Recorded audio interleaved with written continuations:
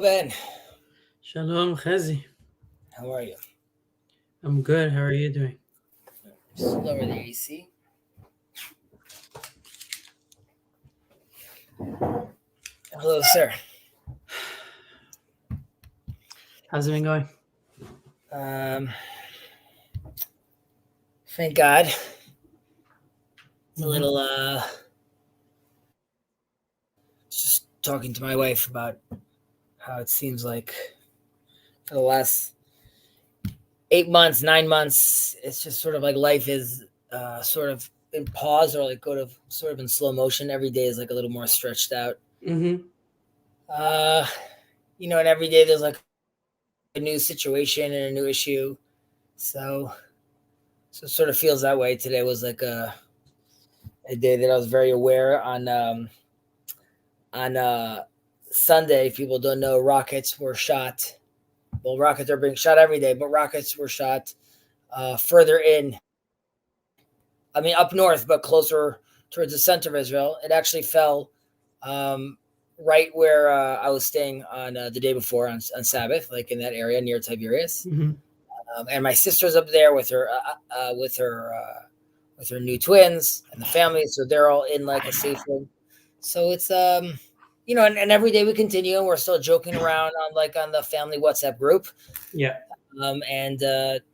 Today I had a coffee. I met clients. Like life continues, but nevertheless, it still feels like there's this sluggishness. At least I feel like this sluggishness where I can't like fully be immersed in something because I feel like a part of me is being constantly like yanked into like this ridiculous reality we're living into. People should also realize, you might be aware of this, but the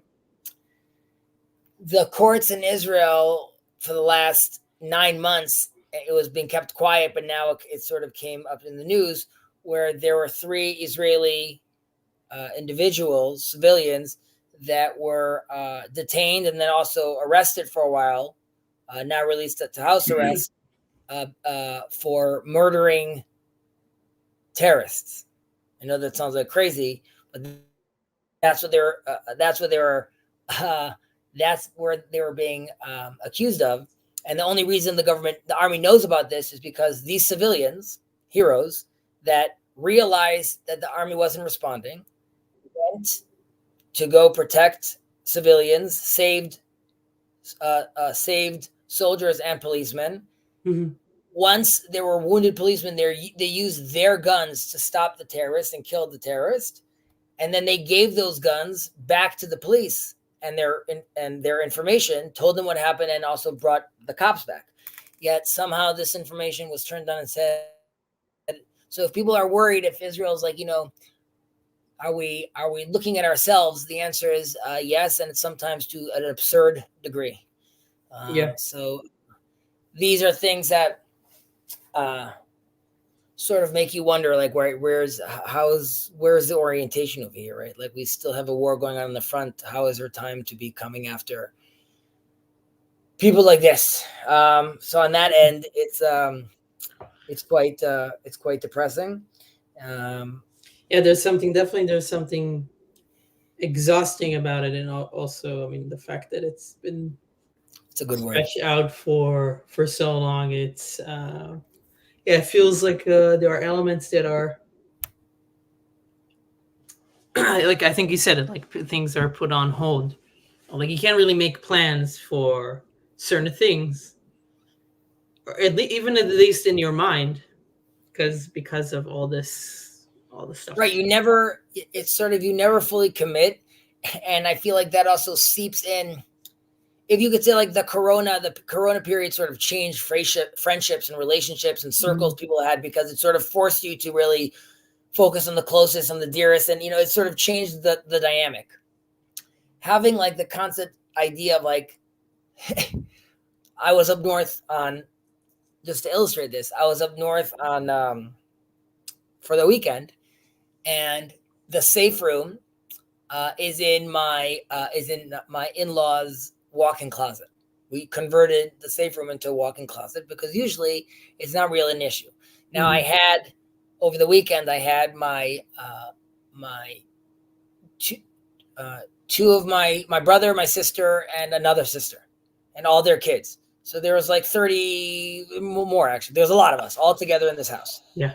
And we did have to make a plan if we need to run into the safe room. How is that going to work? The safe room, like kids are sitting on shelves and like I would move the clothing here and it would like, so that's like a weird thing to sort of play out. And then when you're, we're in the pool hanging out, we're also sort of thinking like, remember, if you hear the alarm, don't run because you don't want to slip. It's just like, it's like a weird conversation to be having with a child. It's a strange dynamic. This is not at all to belittle from the pain and suffering that, of course, innocent Gazans are going through. Obviously, it's horrendous. And that's why I hope, obviously, we have some sort of logical, worthwhile agreement that could happen. If it can happen, we'll see. So on that end, things are, obviously very tense. But personally, as far as like family, thank God. Yeah. Everyone's doing well. Kids are enjoying the summer. Business is going well. Fun projects in the pipeline. So on that end, things are going well. Nice. How about you? All right? Yeah, all good. Busy, but good. Gonna go to California later this week to visit my wife's family. Are you going to see Jacob? I'm not going to see Jacob. I'm gonna be in the Bay Area, which is further away, and I don't really have time. I thought about it, but I don't really have time to drop into LA. But another time, for sure. I see someone over here, by the way, is asking for a link. I think I put in the link, but I don't know if Panda Bro. I don't know who Panda Bro is, but if you want to join, just have a camera on and keep it chill. All right. So what do we got? We got so we're gonna finish today. Wait, didn't we do 10? We did. Okay. Yeah, so we should have one more or two more. We have one more. And Rav Hanania ben Akashia. I people say this at the end of every parak. We haven't been saying it, so I guess we'll go over it now as well. Right, and since we can start the next one by, I imagine, doing the first thing, right? What do you mean by doing the first?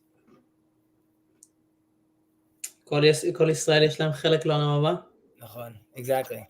And that will connect. Ties in. What? Right. How did that happen? It's almost as if the rabbis thought about it. Right, exactly. Obviously, it's very beautiful. It's very poetic. Yeah. I'm actually glad that after this, we're going to do Perek Chelek, because the Shmonim Prakim really should have been the move that we did like before this, and then do this. Right. Because he sort of lays like the sort of the background to what, like, what these ethics are, and then like we dive into it. And obviously the Rambam was woven into a lot of this conversation as we were going over it. Hello, Kirk. I hope all is well. Hello, I'm Panda Bro. You are Panda Bro. Okay, I got you. Makes sense in a way. Hebrew Nazarite, thank you so much. We appreciate the love. All right. What chapter is this again? I'm sorry? Which chapter in the Mishnah is this? We are in the last chapter of Pirkei Avot, of chapter 6, subchapter 11, section 11, Mishnah 11. And what did we finish on last week? We finished with the 5 acquisitions. Right, the 5 acquisitions, Nachon, Abraham, the temple, the whole shebang. And if I recall correctly, you mentioned, we spoke about how the temple is also extremely important, and how, but even if the structure itself is important, you mentioned the famous verse of the Banuli Migdash Mishkan V'Shachanti Betocham, right? That they built a temple, and I dwelled amongst them. And we spoke about how there's the sages picked up on that curious, seemingly contradiction, right? Build like a temple between transcendence and immanence. Singular. I'm sorry? You mean like the contradiction between transcendence and immanence? No, the contradiction between the fact that he says, build me a temple, which is singular, and I will dwell amongst them. But them is plural. And we say the reason is because God is dwelling amongst us. All of our souls, if oriented properly, are all those temples for God, right? So yes, there's this idea of like a physical structure because we're physical beings that need to congregate together. But ultimately, we ourselves we ourselves hold this vessel. We are the temple, and as the Zohar says, Kadosh Baruch Hu, Knesset Yisrael, Chadhem, the Torah Chadhem, right? They're all one ultimately, and you could see how someone confusing that could start getting to understandings of like man and a God, but we try to keep these things more abstract. Okay. Let's get cracking. Ben, you want to read, and then Kirk, you will read in English. Okay. So Ben, take it away. So, כל מה שברא הקדוש ברוך הוא בעולמו, לא בראו אלא לכבודו, שנאמר, כל הנקרא בשמי ולכבודי, בראתיו יצרתיו, אף עשיתיו, ואומר, השם ימלוך לעולם ועד. Everything that God created in his world as he did not create but for his glory. As is stated, Isaiah 43:7. All that is called by my name and for my glory. I created it, formed it, also I made it. And it says, Exodus 15:1, God shall reign forever and ever. Right. So we're just getting like, boom, intense, verses over here, and then lines over here. And this is really how we're ending our the last one's going to be our ending, but this is sort of where we're wrapping up. And we're going to go through, I guess, this, in classic form, inside these few verses, there's a plethora of ideas that the Mishnah is trying to tell us, right? So, Kol ma shebara kadosh baruch hu ba'olamo, right? Obviously, first off, he is the creator, right? The universe didn't create itself out of nothing. One could go on YouTube to look at a tremendous amount of arguments and conversations about this, what this means, and the different theories and inflation theory. But what we believe, and for all intents and purposes in the stream, what we believe here is that God created everything. The master of the universe, the rock of ages, has created everything. And I'm sorry? Yes. Like the idea, is there's only one source ultimately that will never end or can never end. Exactly. And this knowledge, right, this really, this sort of necessitates the conclusion that there's a purpose to the world, because doesn't really make sense to create something without any purpose, right?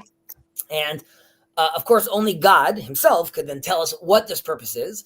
And he is telling us, right, which is, I created it, I formed it, I also made it, right? All this he did. The purpose is the revelation of his glory on the world, right? Lechvodo, right? So this is what and this is what the reason is behind everything.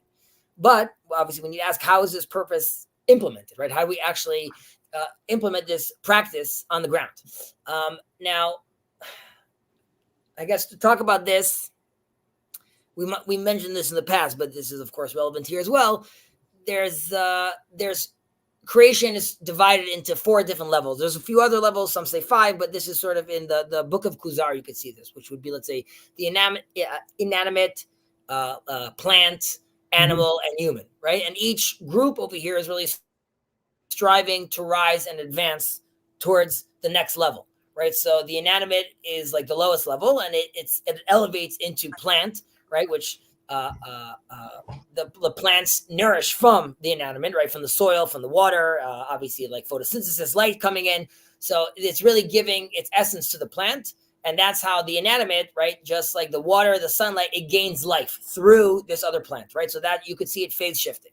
Then the plant, it moves into, by the way, this is not, we're loosely playing with science right now. I'm not talking about evolution right now. We're talking about this from spiritual perspectives as well. The plant, okay, he also moves on to the animal level. How? So the animals, of course, are eating, right? They're eating the plants, and they're breathing the air, and they're drinking the water, and they're eating other animals. So this is how the inanimate and the plant ultimately become part of the animal. And this is like, so they're now being elevated to like another level of importance, right? Sort of like a classic circle of life move. And then there's man, right? Which obviously nourishes from all of these, right? We're drinking water and we're eating the fruits and the vegetables and we need the air, but I could also eat milk and fish and meat. I could do all these things. So this is like me raising to like another level, and all these things are part of me ultimately. But then we have to ask, does this process, right, of like infusing life and all these things, right, does it just stop with man, right? So like now God's glory, we started with, we're seeing all these elements find their purpose. Is it culminating in man, right? Is this the end all be all, right? And we say like man is Nezer Abriah, the crown of creation. The Nezer is like a Nazir, but also sort of has to mean like crowning, right? So we too have to continue this process, right? It doesn't mean like we get to Homo erectus to Homo sapiens and then like, okay, we're done. The question is, we need to now take it to the next level, right? We want to be a part of God above. We want to get to this next level. And there's a term, I think I could be wrong about this, but I think I'm right. And you could fact check me while I'm saying this, Ben, but something called potential difference. And in a potential difference, if you want to be able to phase shift, there's always requires a potential difference because if the difference is zero, the electric current stops flowing basically. There's nothing there. So there's always has to be something sort of like pushing it to the next level. So in our context, Israel and are that person, right? So if all these levels could phase shift, right? So the inanimate becomes the plant, which becomes the animal, which becomes the man, which becomes Israel, right? So like what happens in when the Messiah comes? We all continue to move up. So this goes back to I've mentioned once in the past how there's versions like we stop eating food. We stop eating meat because we become vegetarian because the animal now is speaking. The animal has gained a level, but that means man has gained a level.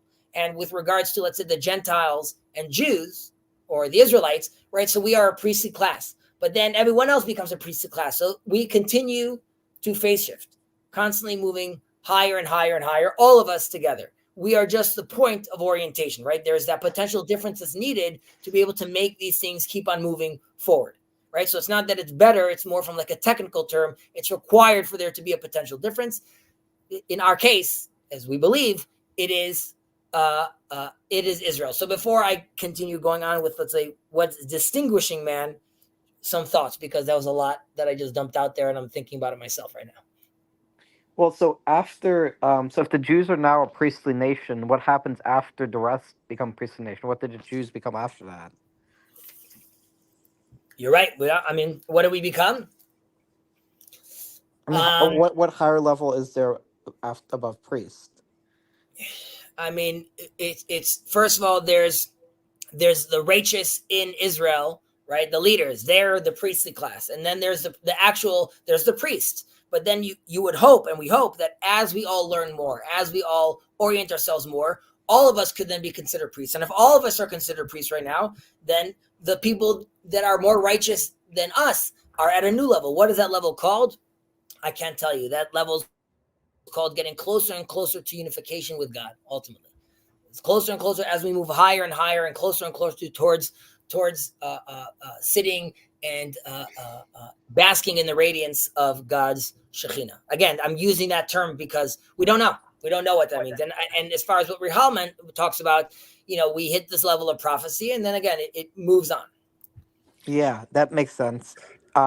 Just real quick before, oh, You can keep on talking, just pointing stuff out. I was gonna ask just before we move on to the next chapter Mishnah, could we just recite a quick prayer? Would that be okay? Go ahead. We're Our not Lord, done yet, but we can yeah. Yeah, we're not done with this Mishnah. I'm just saying, like, I just stopped know. in that. I just stopped in the portion. We're continuing with the Mishnah. Okay. God, Lord of Lords in heaven, may this coming era bring peace to all peoples. May we be prompted to teshuva and repentance for all of our misdeeds, and may we grow spiritually, not just as individuals but collectively. And may sinat chanim, may baseless hatred be banished from the world, and let us say Amen. Amen. Thank you for saying that, thinking of us, and Really beautiful blessing. Okay, so moving back down to, we spoke about these levels, and we're going back to. I just wanted to mention, Sure. because it kind of reminds me. I can also speak about the levels, but just to from the book, to just mention it briefly, because it's a whole rabbit hole in itself. But of how you were speaking about it in terms of a reciprocal relationship between the levels, right? And the phase shifting kind of reminds me of the parasha that we just had, the Korach, where there is a demand in some way. You can say that there is a demand to let go or to remove the levels, right? So that there is no priestly or Israelite. And it's interesting why that is, at the end of the day, was something that was rebuked so forcefully by Moses and God, right? Something that we can give a steel man to an extent, in terms of like having everybody participate directly with God and have that kind of relationship. But there was something there in the offer or in the statement that was wrong, and it was something about this reciprocal relationship between different levels or different modes of behavior. So that kind of reminds me, and somehow I won't be able to articulate, but I'll just throw it there. But it's somehow, this is also related to this idea of having Ezer Kenegdo. Verveki talks about in terms of, I forgot the term, Opponent processing. opponent processing between the different levels. Which Right. So I'm saying there's idea that it's reciprocal, and there's an idea that also, like, the importance of a hierarchy, as long as the hierarchy is not being corrupted, right? Because then it could be reciprocal. Just first of all, what's your timing like today? My timing is 55. 55 minutes. I was gonna go on like a little tangent on Korach, but we won't go there. But if you want to, I spoke about it last week. I did a little video on Korach on why. Was Korach this last week's Torah portion? Yeah. So if you go on my page, you'll see on my YouTube, you'll see I did a video about what was bothering. I mean, what Korach got wrong and what he got right, basically, because there's a time and place, as we read in Pirkei Avot, which I mentioned over there. Every man has his place, and every moment has its place, right? So there was a time and place for what Korach was offering. The question is when and how that something like that is done, because as Rashi says, he was so wise. How does he not realize that flattening everything is a problem, right? You must have some sort of hierarchy, because this reciprocal dance we're talking about is needed, going back all the way to the Ezer Kenegdo. However, well, you'll see if you want to. I would give an anecdote on that, but I don't want to press Ben if he doesn't want to.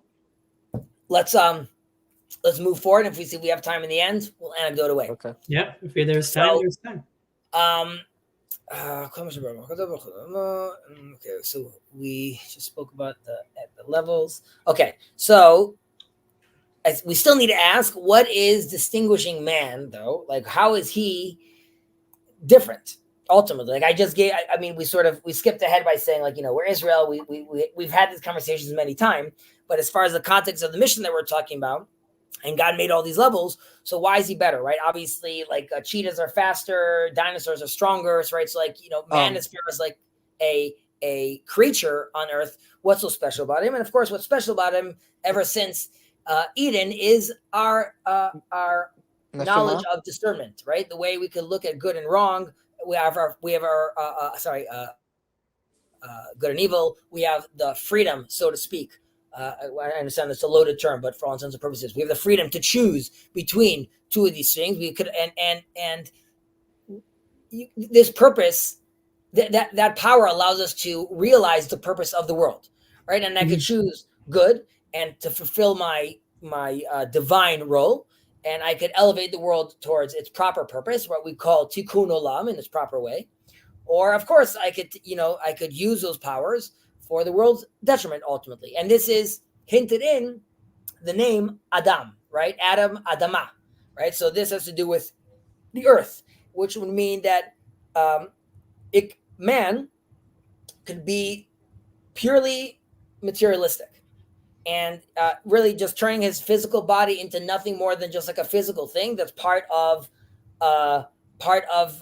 this game we called evolution on Earth. Or we could look at I'm forgetting the verse right now, but Edameh le'elyon, which is like I will. It's from Isaiah. I will resemble or I will match God ultimately, but the word is resemble and match would be Adameh. So we could be just Adam, like the ground, and be materialistic, or we could be Adameh le'elyon. We could try to match or portray God, right? And then really be portray God's image, and like he says, like in our image, in our likeness, right? That he made us. So that is really what we're trying to achieve, and that's why man is very special in that way. Yeah. And of course, yeah. Sorry, go ahead, Kirk. What I was going to say is I was hearing a video. It was from Chabad, and it was saying the Lubavitcher Rebbe, he was asked about aliens, and basically what he said is there might be aliens, right? We can't limit God's credibility. He said aliens can't have free will because they don't have a neshama blown into them. So even if at this very advanced level civilizationally, at the end of the day spiritually, because the Bible does not say that they have a soul blown into them, they can't have the sort of free will that man can have. I hear what you're saying. I might be one could misrepresenting, argue. but I mean, that's a we don't know generality if I heard. we don't know if they have souls. We don't know if they have their own relationship with Hashem. We don't know if the Torah is relevant. I mean, this would sound controversial and completely out of my. I mean, don't quote me on this just because I'm not an authority on this. But if you believe, let's say, in a multiverse, right, it could be that the Torah is relevant in our universe and not relevant in other universes, right? So there's things you could control for that would still, God gave us a very sophisticated Torah and made it a very sophisticated world. And I choose to believe that even if aliens came and had souls, that still doesn't shake my belief in God. Rather, it only strengthens it and makes me feel even more impressed and allows me to see even more of his glory. I see. So, do you know if I was misrepresenting that view of the Lubavitcher Rebbe? That I did hear. No. That's fine. But I'm saying that view is still looking at us as the center, and all I'm saying is like that could be the center of, let's say, the center of what humans could know about, because that would still be enough, because we're only playing a human game. Yeah, right. So as we say, Torah nichtava b'lshon ben adam.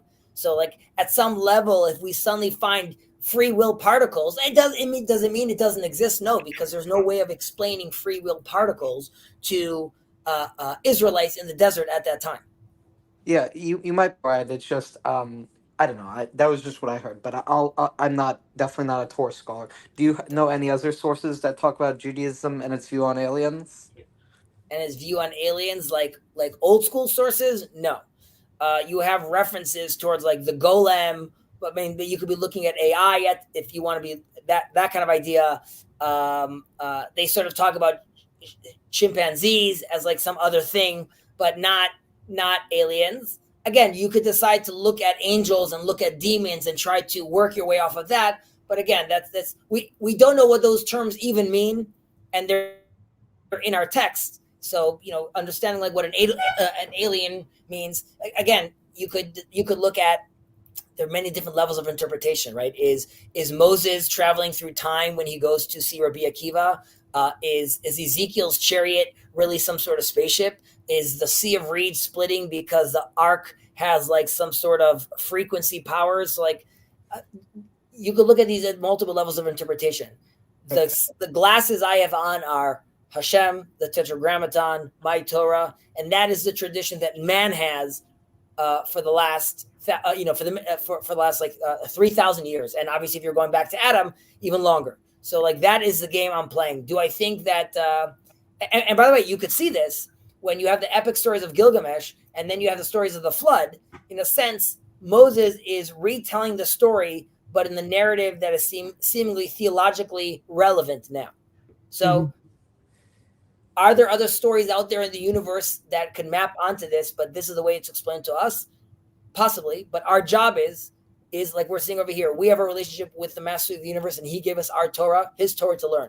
That is the responsibility, and that is what we're trying to do. We believe, of course, that as we learn this Torah, and the fact that we're having this discussion right now about the concept of aliens, I hope that means the Torah has given us a robust toolkit to deal with these problems when they emerge. Okay.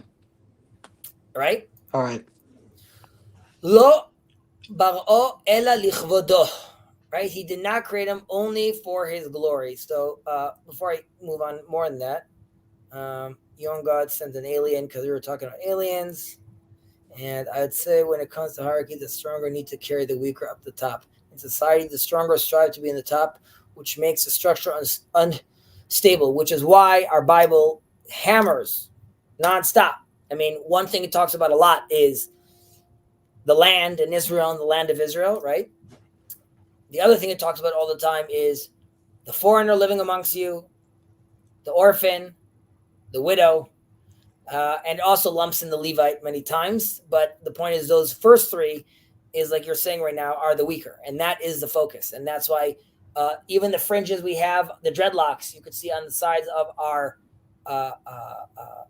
faces, that is to remind us of the fringe in society and how we always must think about them. Unfortunately, I would say that that's not always embodied, even in our community. But in many communities, it is. And we should all try to do our best we can and strive to actually live that embodied life. Okay. Yeah, so, there's chesed, and the emphasis on chesed, on acts of kindness and charity. I would also highly recommend what we're going through right now in the Tanya, talking about charity and talking about also the spiritual undergirdings of what that means and how that is something that is builds the worlds or creates the worlds. Olam chesed yibaneh, right? So that's very interesting and ties very well into this question as well. Very much like that movie, a famous movie, Pay It Forward, which really at the time was very cool. But yes, that we do have that power, and we could see we use that power now mostly to destroy and distort. How amazing the world would be if we only told the truth and really tried, right? All right, so we talk about this concept of glory, right? So really, this whole thing of lo ber'o is really summarizes the whole tractate, the whole Pirkei Avot at the end of the day, because this is all about the ethical teaching that they were trying to get to, and the observance of the Torah and the commandments is really, it's intended for one purpose, which is the revelation of the glory of God in the world. And this is the goal that we have to be thinking about at all times. And if we don't pay attention to this, and we do this lo lishma, not for its own sake, right? So as we say, tov shelo haya nivra, right? We spoke about this earlier on, that it would have been better if you weren't created, because you missed the purpose of coming to this world. And it's not like a threat being like, what? It's a waste, because the potential you have right now to experience the world and even more so through the Torah eyes is being wasted. And this is how the end of this chapter really connects with the beginning, right? Which is Rabbi Meir references, right? Learning Torah for its own sake, and learning Torah lishma. And you could see again how this is like, this full cycle that they go over here that Ben mentioned already at the get-go. And then this continues on, which kol hanikra bishmi, right? So anyone that's being called in my name, ulechvodi, right? So we say, sof davar hakol nishma et Elohim tira v'oto ta'avod ki zeh kol ha'adam, right? In the conclusion of things, to sum it all up, fear God and keep His commandments, for this is all there is to man. And this is really how we fulfill our destiny, and we are walking with God, with the Most High, by doing this. And this is how it's being revealed in the world. And by acting this way, and by acting righteous, and by these deeds, and by the actions that I'm doing, and like we said, we mentioned this in the last Mishnah about things that God, shares his label with, right? Or he's going to endorse with his name. Mhm. So that is what we are being called to be. People that walk around the world, that when people see you, they say, that is a man of God. And that is someone that is embodying God, and people seeing him, and they're seeing him being merciful and gracious. And there's an abundance of kindness, like you said, of chesed that we want to be having as well. So these actions of the righteous, of the tzaddik, they are really revealing the conduct of God in the world. Right. The way And he behaves is the way God is behaving with the world. right. And to bolster that claim is, we know that God wants this, or assumes this to be possible, because there's also the prohibition, I guess you can call it a prohibition, about desecrating God's name, not by literally desecrating, like tearing apart a page, but doing an act. If you are associated with God or with God's acquisitions, and you do something immoral, then you're desecrating the name of God. So then that is also a commandment that we have. Right. So if our court systems have managed to, after, only in the last 80 years do we even have a thing called like crimes against humanity, right? Mhm. Right. But the Torah has a much higher standard. What is considered a crime against God and against the world that he's given us, that he's giving us an opportunity to watch over, obviously. Yeah. Right. So Hashem. So just to give a small thing, just keep in mind from the magic book, that when we say lo bar'o ela lekvodo, right? He made it, if only for his glory. Glory, we can also think about it as Torah, because that Torah is also referred to as glory. So we can keep this in mind as we go through the different interpretations and commentaries, because this will get dovetailed pretty well. We got it. Okay, so then we have this seemingly weird ending. Hashem yimloch l'olam v'ed, right? This doesn't really have a connection to the verse we just said a second ago, right? Which is, again, Hashem yimloch l'olam v'ed is, and God shall reign forever and ever. L'olam v'ed, right? What's up, Gilad?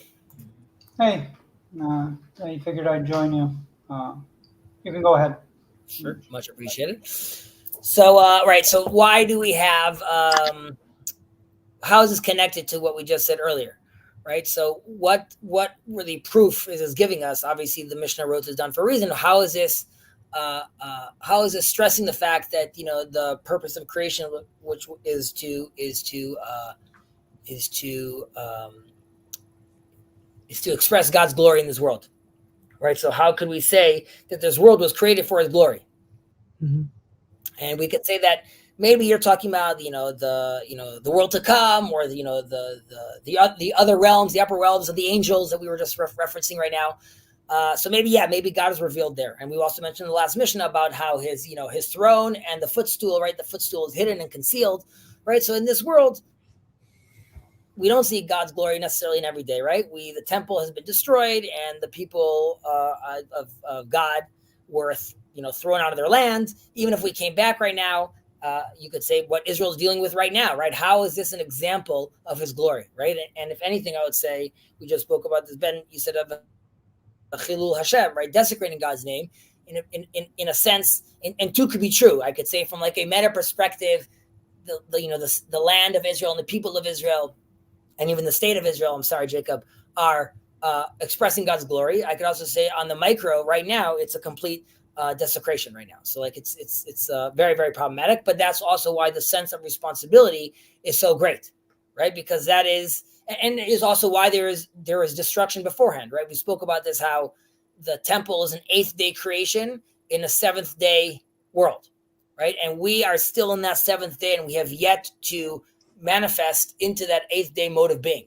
And until we could be in that 8th day mode of being, then we don't deserve that type of structure. It's never going to be natural, and it won't work with us. So just for a contemporary analogy, obviously, if we as citizens of the world, but also specifically as a citizen of Israel, if we want more for ourselves, right, we have to be able to manifest that and actually rise up to the challenge and do so. We're on leaderless times, unfortunately. Right. So so obviously we're living in a place that is quite evil at some times. And how are we seeing God's glory over here? But that's why we say Yimloch Le'olam V'ed, right? We don't say he's king forever and ever. Hashem Melech Le'olam V'ed. You say Yimloch Le'olam V'ed, and the purpose that we have is because the purpose of creation has not yet fully been realized in the present, right? It's temporary, and we're still waiting that Mala Aretz Tunat Hashem and Ve'alumosim Be'artzion, all these psukim we have, how we're eventually going to get to that place where, where it's so clear that God is there. And we as people, like when we talk about the lamb living with the sheep, or there's no longer need for weapons, sometimes we feel like we're so close to that, and then sometimes we feel like we're miles away. And the idea is that it's a process. Is that the sentiment So behind? Is that the sentiment behind saying the? Now I'm blanking on it, but after the Shema, saying it low, the statement saying low, and then in Yom Kippur you say it out loud. Is that the same thing? For sure, and that obviously has to do with when we say the tefillah, specifically the Shema and the standing prayer, because those are the only prayers we have left with any sequence of prophecy. The rest has just been made up, by very righteous and wise people.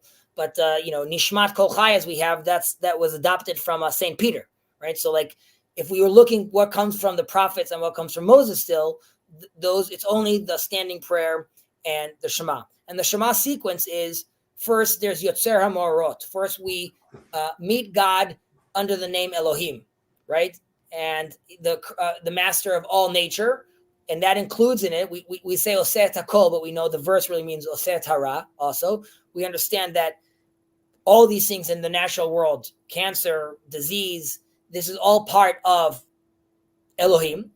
Then we go to Ahava Rabbah, we go to the love of God, and that has to do with our relationship with Adonai, right? The Tetragrammaton, the agentic, our relationship with our Father, who loves us.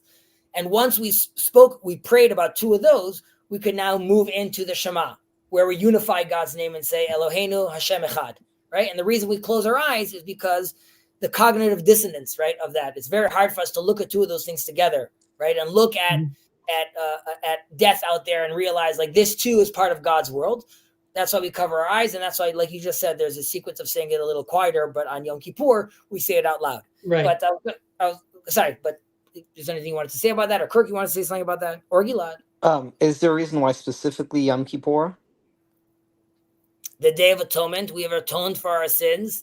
We are clean. We fear nothing. We are very sure of ourselves of what we're saying. Just like on Passover night, you don't say the Shema at night because it's called Leil Hashimurim. It is the night that you are being watched, and there's no need for another prayer at night. As it says, Solomon was terrified at night and would sleep with 60. Well, I thought God also watched over you on Shabbat and Yom Tov.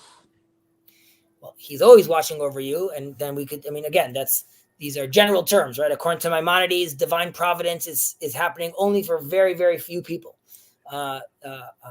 He gives a very eerie example about how someone shouldn't expect to be saved from a shipwreck, and then, as we know, his brother died in a shipwreck. In a certain sense, he's also saying, like, even my brother didn't have a divine providence because we are governed by nature in a certain sense. Only a select few that have oriented their intellect. Again, he was obviously a rationalist, and what these terms mean, one needs to dig into. But there are other versions which are much more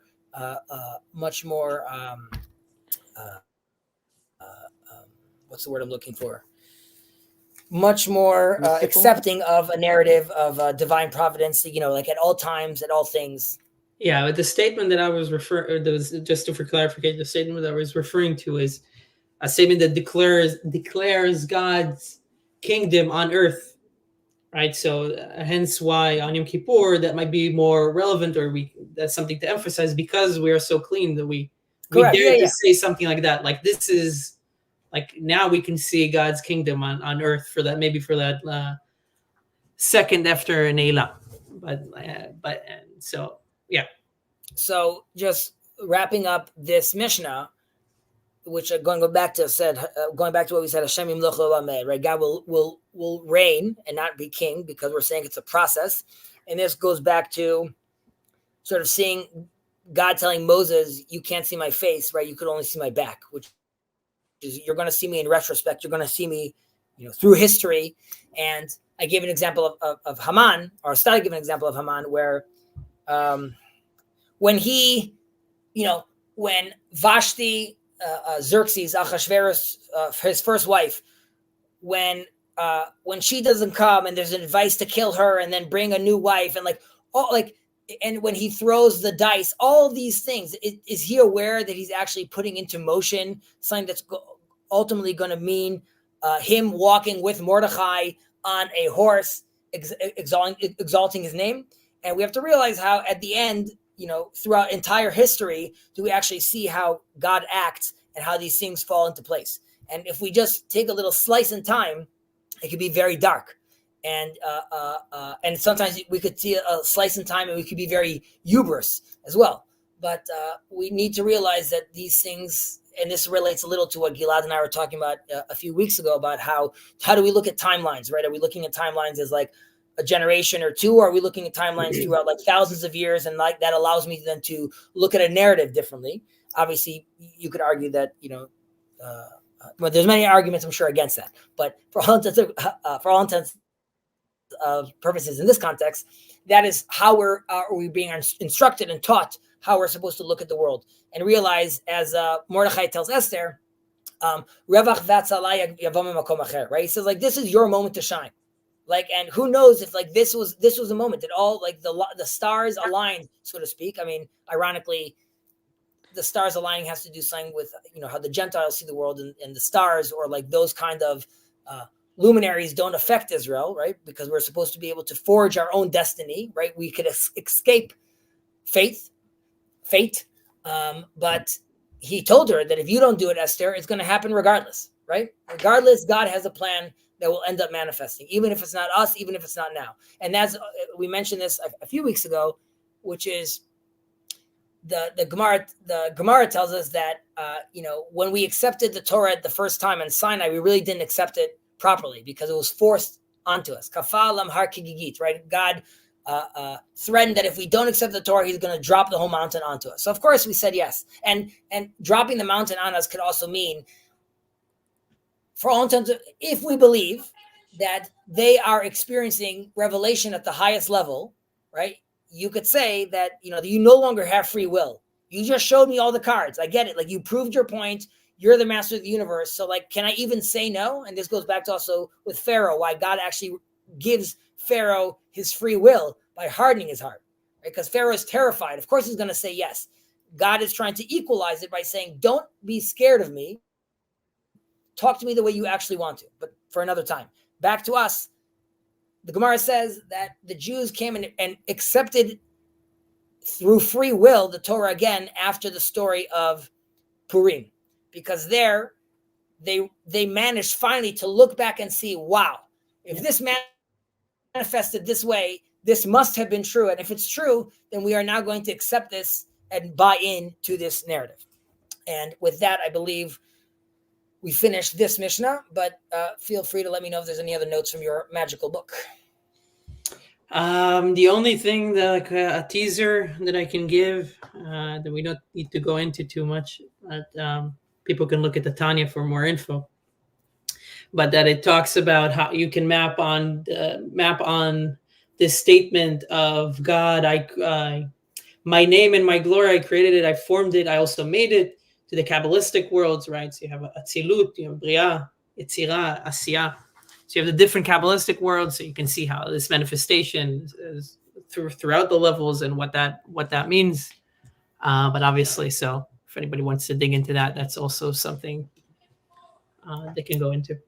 And these are things that while I promote my own religion, right, these are things that you're going to see again, like if you're looking at the 10 spheres, or you're looking at like the chakras, or you're looking at these things, right? So these emanations and these levels, these are all things that the ancients were all trying to gain access to. Mm-hmm. And we have our sequences and others have theirs. And I wish much success to all endeavoring in those searches. Okay, so we will end on Rabbi Hananiah. So people say this often.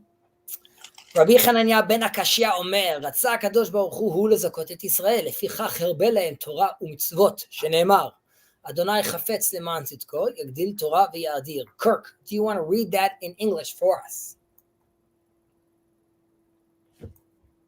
Kirk? Gone. Ben, you want to take it? Yeah, for sure. Rabbi Hananiah ben Akashia said, the Holy One, blessed be he, wished to make the people of Israel meritorious. Therefore, he gave them Torah and mitzvot in abundant measure, as it is written in Isaiah.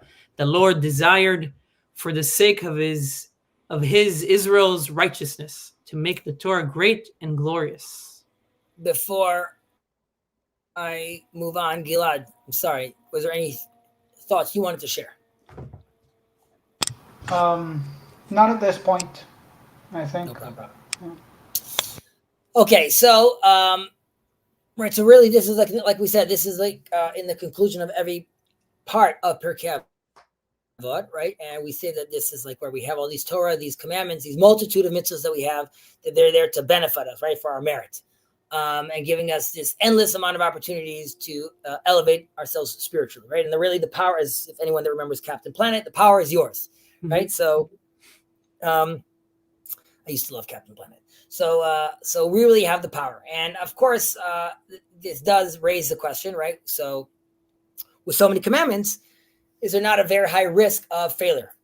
And instead of me getting merits, I'm really going to be getting demerits, right? Or I'm accumulating debt, so to speak. And scharo be'efsedo. Exactly. I end up losing, which this also was part of Paul's fear, not Paul Vanderklay, New Testament Paul. That's his fear, right? OG Paul, right? So he's Shaul. That's what he's nervous about, right? And he feels like that's not necessary anymore because ultimately this is just going to get us into a lot of trouble as individuals. Right. Why make this so complicated? Exactly. Now, so we could say one version, I mean, there's many versions to interpret this or to answer this question, but one is that there are many prohibitions that are not necessarily needed to be written down, right? You and I are not walking around eating scorpions or lizards necessarily, and not murdering is also something that like we sort of know as a society, yet we mention them still. The Torah still writes things that are seemingly very clear to us, right? So these commandments are really here to increase our merits, ultimately at the end of the day. What's the verse? So this is really one of the gifts that God gives us. I'll translate that into English, which is someone that is sitting idly by sort of and not doing anything still gets merit for not transgressing, right? So this is really a free points system that God has gifted us from. We're refraining from evil. So there's many things to do, which is you could be saying, obviously I don't murder people. But now that you were also commanded not to murder and you're not murdering, you're gaining extra credit. So you could also be doing doing the laundry and helping your mom. And at the same time, you're doubling down on not doing bad things as well. You're doing good things and not doing bad things. And because of that, you gain extra merits, right? Sorry, go ahead. I think another way to put it, and maybe then we can kind of wrap up just for my case. Sure. But one thing that this reminds me of is, so we can see the mitzvot as like you can, it gives you merit. So you have more, then you can get more merit for different things. But also if you think of the mitzvot as channels for connection, there's channels for the divine, you can also think of how nice it is to have those various different channels as opposed to just one thing. And it kind of reminds me of, I remember hearing a long time ago from Jordan Peterson that he was talking about how if you are a carpenter or like you work at a car shop, you can do that specific thing so well, you can do it so well that you can make that place into the perfect environment. You can really and you can be proud of it, right? As opposed to trying to like doing something that you think is grandiose out there. You can kind of start here or start there, start your own context. And I think the mitzvot is, you can think about it, how nice it is that there's so many of them that even the carpenter, the farmer, the person that handles the animals, the person that has issues with their family, people from all walks of life that have to handle all the smallest things in the world, the biggest things in the world, they have various channels that they can tap into. Like there isn't anything in the world that is available to you that you can't somehow connect to the divine through, because there's always a mitzvah lurking behind it. So that's beautiful. And like you said, we'll wrap it up, which is there's I was going to mention, let's say, 3 interpretations. One was the first one, which we just said, which is like, there's this extra point system, which I don't really love that option, but that's like a version that people always teach. Another option is from lezakot, from zichuch, from to purify, right? So we go through it. We have all these commandments because this is slowly purifying the soul, right? Mm-hmm. This is what we take on. So, we know about there's sort of like, we'll call natural morality, but if, for the Israelites and for the Jews, you have the opportunity to constantly take that to another level and really, really purify your soul. And there's the option that you just gave right now, which is there are so many mitzvahs which allow me to manifest my relationship with God and keeping his commandments in all walks of life, right? So while we've spoken throughout the last year about the need to also study actual Torah, right? So we understand that's needed. You should go to the classroom, you should go to the study hall. All those things are true. However, in reality, as we know, we work, we sew, we bake, we nurse, we do. And the fear would be, but how do I have time to learn, right? If I'm busy, I'm all day, I'm busy doing the other things which are just called living. And I really want to learn. I want to find time to study and do. I don't have the time throughout the day. So like you just said, we have this great opportunity to, while we're walking down the street, while in any job we do, there are so many mitzvot we could be doing and we could be benefiting from. And in all these ways, the way we behave, the way we speak, the way we conduct ourselves, these are all mitzvot. And God is expecting us really to embody these things fully, right? So if that's why we also say derech eretz kadma Torah. In a certain sense, it's not that it's beforehand and it's better, but rather it is the groundwork that's needed on the Torah could happen on top of it. But without that foundation, there's nothing. So if I am walking around and I'm speaking to people kindly and I'm listening to what they're saying and I'm considering what they're saying and I'm saying please and thank you and I'm making sure to give and share, all these things are mitzvot and we benefit from them. We benefit from them greatly. And our job as Bnei Israel is to try as best as we can to manifest what that looks like, how a life lived looks, how a life lived for the sake of God and his glory, which we know that also means being a great father, being a great husband. We could take the levels down to interpretation, making sure like your shoes are clean, right? All these are levels of showing his glory. And I hope we are up for the task. I hope we could show the world that God is interested in this conversation with everyone, and everyone is invited to partake in manifesting his image more brightly and more clearly in him. And on that, we conclude